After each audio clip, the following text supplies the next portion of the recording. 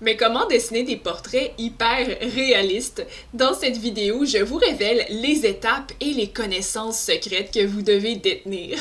Mais juste avant de commencer, n'oubliez pas de vous abonner à la chaîne en cliquant sur le bouton et en activant les notifications. Allez, on débute. Donc, je vous donne une vue d'ensemble juste avant de partir, les 3 étapes pour créer des portraits réalistes, tracer des lignes contours, application des dégradés et finition et détail. C'est bien de savoir les étapes, mais ces étapes-là reposent en fait sur des connaissances secrètes. La première connaissance qui va vous permettre de faire le tracé, c'est d'avoir une bonne connaissance des proportions du visage. Les proportions du visage s'apprennent évidemment dans un cours de visage, un cours de portrait, et ça va vous permettre d'être capable de faire des visages qui sont proportionnés, de mettre les yeux, le nez, la bouche à la bonne place.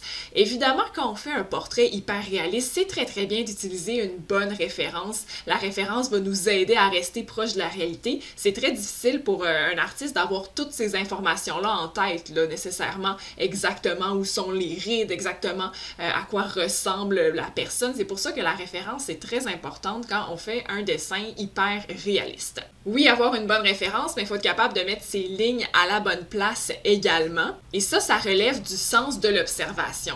Le sens de l'observation, c'est quelque chose que vous allez développer plus vous faites de dessin, hein, plus vous pratiquez. Il faut prendre beaucoup de temps pour regarder la référence, regarder son dessin, comparer, puis arriver à ce que ça soit pareil.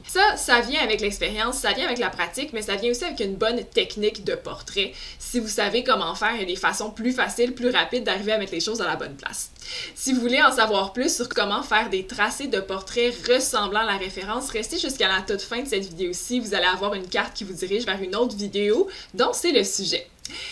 Poursuivons, l'étape suivante ensuite, c'est de commencer à faire tout ce qui est du rendu. Ce que j'appelle le rendu, c'est tous les dégradés de gris dans le visage et c'est ça qui va donner l'impression de volume. Il y a 2 choses dont vous avez besoin quand vous faites le rendu. La première chose, c'est la compréhension de l'ombre et de la lumière. C'est ça en fait qui guide l'entièreté de notre vie, l'entièreté des objets, la lumière qui est caché par les objets ou qui est reflété sur les surfaces.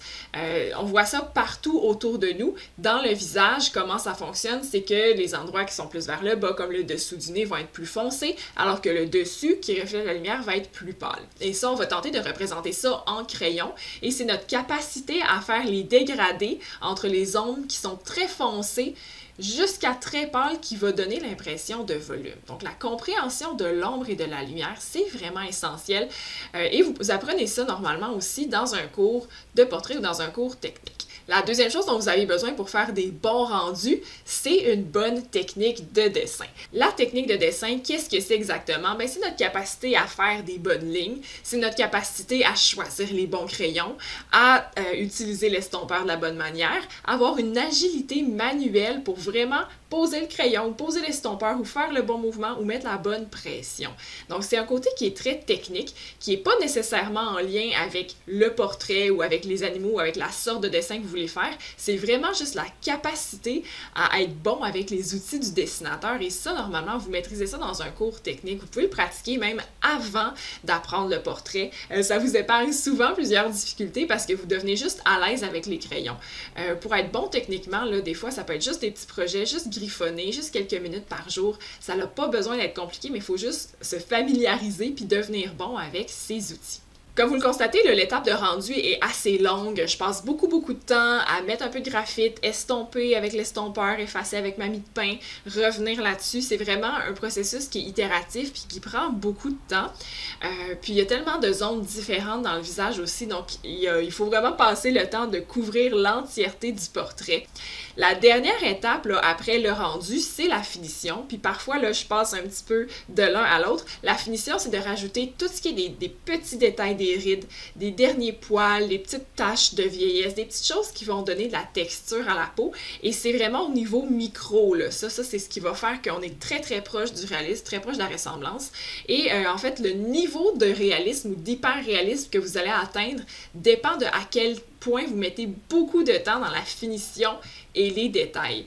À un moment donné, des fois, vous allez vouloir vous arrêter, vous dire « c'est assez réaliste à mon goût », mais ce qui fait que c'est hyper réaliste, c'est que vous poussez encore 1 heure de plus, que ça va encore plus loin. Donc voilà les connaissances secrètes que vous devez développer pour faire des portraits réalistes. Une dernière chose que je dois vous dire, c'est qu'il faut aussi avoir des attentes qui sont réalistes. Faire un portrait réaliste, ça prend plusieurs heures, au minimum 3 heures, mais ça peut prendre jusqu'à 5 heures ou même 6 heures, et je pense qu'il faut être averti, hein. On pense souvent qu'on peut commencer comme ça sur le coin d'une table, faire un portrait réaliste, puis que ça va être fait comme ça en une demi-heure, 1 heure. Non, non, non. Si on est conscient du fait que ça prend longtemps, ben on commence à être plus tolérant envers nous-mêmes, puis à accepter que c'est pas instantané, très important de le savoir. J'espère que vous avez appris quelque chose, merci d'avoir été là. N'oubliez pas de vous abonner à la chaîne avec le petit bouton juste en dessous. Regardez également la description pour voir les ressources qui sont disponibles en termes de portraits et de cours techniques. Et finalement, ben, continuez à regarder les vidéos de la chaîne, il y en a d'autres qui vont vous instruire sur un sujet complémentaire, j'en suis sûre. Bonne journée tout le monde!